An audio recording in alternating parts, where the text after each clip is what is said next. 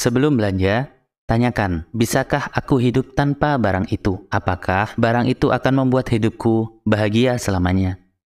Tips berhemat ala Sarah Harvey. Pastikan Anda menyaksikan video ini sampai selesai agar Anda bisa mendapatkan seluruh manfaatnya.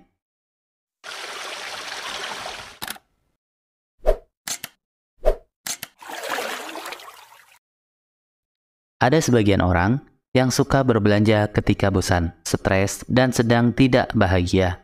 Mereka yang memiliki kebiasaan ini biasanya kewalahan mengatur pengeluaran dan sering tidak punya tabungan, bahkan kerap berhutang karena belanja yang berlebihan. Penulis buku Kaizen, Sarah Harvey, berbagi kisah serupa lewat laman CNBC dalam tulisan yang sama. Ia mengungkapkan bagaimana dirinya juga kerap berbelanja ketika menghadapi suasana positif dan sedang ingin merayakan sesuatu. Mengubah kebiasaan finansial bukanlah hal mudah. Diperlukan niat untuk mengubah rutinitas harian, bahkan aspek emosional.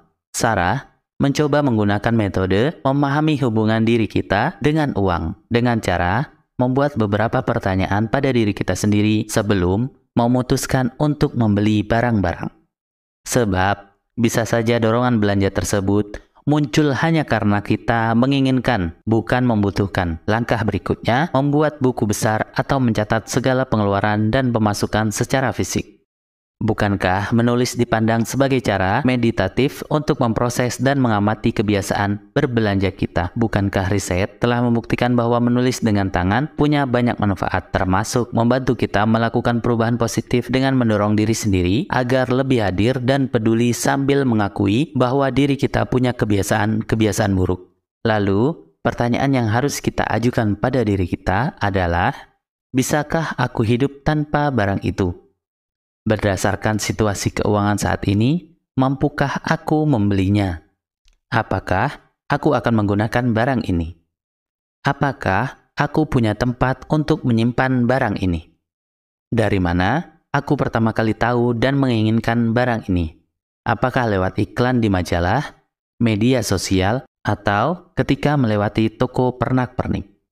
Seperti apa status emosiku hari ini? Apakah sedang tenang, stres, ingin merayakan sesuatu, sedih, dan lainnya?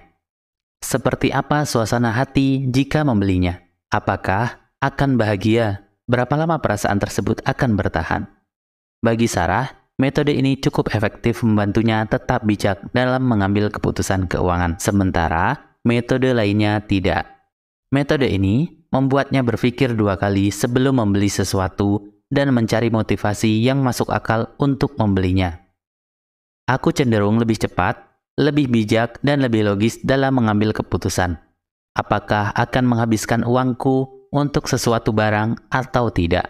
Ujarnya.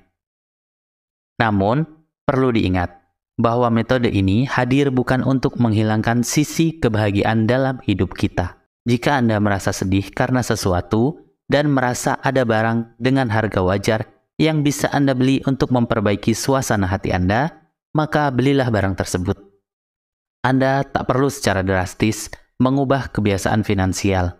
Ingatlah bahwa tujuannya adalah mengubah kebiasaan-kebiasaan buruk dengan perubahan yang lebih bijak dan lebih baik. Untuk menjaga komitmen dalam bertanya pada diri sendiri sebelum mengambil keputusan dalam metode ini, ada strategi sederhana yang bisa Anda terapkan untuk lebih bijak membelanjakan uang. Yang pertama, setelah melihat suatu barang, tinggalkan selama 24 jam. Waktu tersebut cukup untuk memikirkan apakah Anda benar-benar menginginkan dan membutuhkan barang tersebut. Jika Anda masih memikirkannya di hari esok dan mampu membelinya, maka belilah. Anda akan merasakan kepuasan atas keputusan tersebut. Yang kedua, jangan tergoda diskon. Membeli barang-barang diskon sama dengan membeli sesuatu yang belum tentu dipakai. Sebelum membeli, tanyakan dulu pada diri sendiri, apakah Anda memang membutuhkan dan akan tetap membelinya jika harganya tidak diskon. Ketiga, cek rekening secara rutin. Hal ini akan membantu finansial Anda lebih terkontrol, karena Anda akan fokus dengan beberapa banyak uang yang dihabiskan. Kebiasaan itu mungkin tidak mudah pada awalnya, namun bisa mengurangi tingkat kekhawatiran di masa mendatang. Keempat, belanja tunai. Belanja tunai akan membuat Anda lebih sadar dengan apa yang dibeli dan lebih mudah untuk dicatat. Cobalah mengatur jumlah uang tunai yang akan digunakan dalam seminggu, dan disiplin hanya menghabiskan jumlah tersebut. Kelima, buat pengingat. Buatlah pengingat, misalnya menempelkan stiker di kartu ATM Anda. Apa Anda benar-benar membutuhkannya? Segala cara yang bisa membuat Anda berpikir 2 kali sebelum berbelanja akan membuat Anda mengambil keputusan dengan lebih bijak. 6.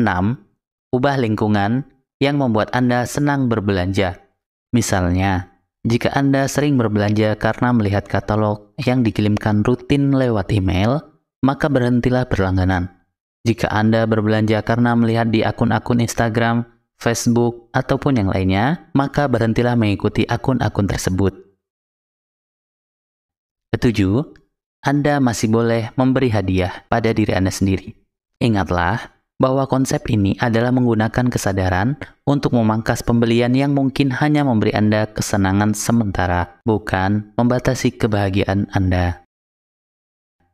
8. Ingatlah bahwa perubahan sekecil apapun yang Anda dapatkan dengan mengaplikasikan akan memiliki efek kumulatif pada rekening tabungan Anda. Kesembilan, dengan menerapkan metode ini, Sarah menyadari tabungannya lebih cepat bertambah daripada yang pernah ia bayangkan. Hal yang lebih penting, ia merasa lebih bijak dalam mengambil keputusan untuk berinvestasi pada barang-barang yang memang diperlukannya. Ada pepatah bijak mengatakan, jika seseorang telah berusaha keras memperoleh uang, mengapa tidak ia berusaha memaksakan diri untuk menabungnya? Semoga hal ini bermanfaat. Apabila ada saran dan masukan buat kami, silahkan tulis di kolom komentar. Tetap semangat, selalu perbaiki diri. See you next time. Terima kasih.